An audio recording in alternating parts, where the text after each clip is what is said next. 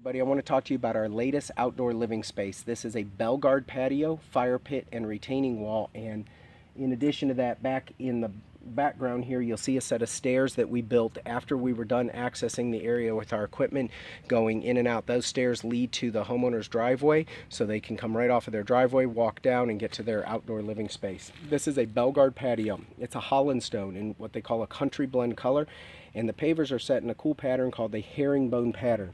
So as you see here, this is what a herringbone pattern looks like. In the joints, we have filled it with a polymer joint sand, and let me give you a close-up of what that polymer does.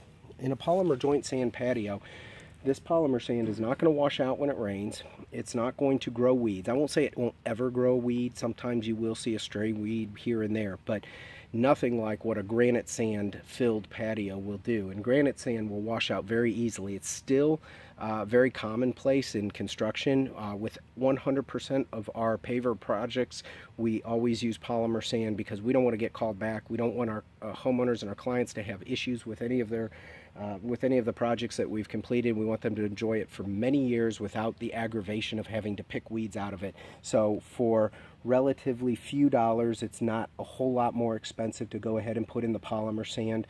We do that automatically with 100% of our projects. This fire pit is another cool feature. This comes as a kit. This is a Belgard product. It's called a Weston Wall that they've pre-formed into these mitered cuts. So back in the day, before this kit was created or invented or put out as one of their products, we used to have to miter these stones ourselves. So we would order them as rectangular shaped stones, and we would actually cut in these miters. But now they do it automatically.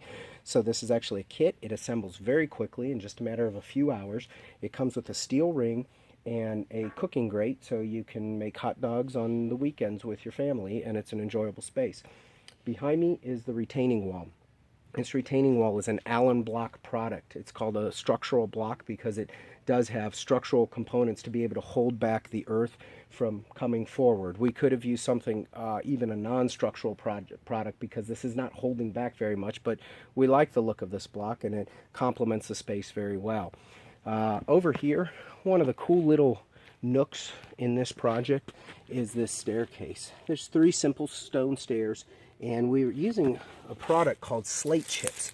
These are just ground pieces of slate, recycled, oftentimes recycled. This is a gray color. These chips do come in a brown color as well as a red color. I don't suggest the red color. It's not actually that appealing, but the gray color we use quite often, and it, again, is just a nice feature that you don't see in everybody's backyard, and it complements the pathways very nicely and ties everything together very nicely. So finally and lastly is the plant material that we've chosen to go around this patio and fire pit area.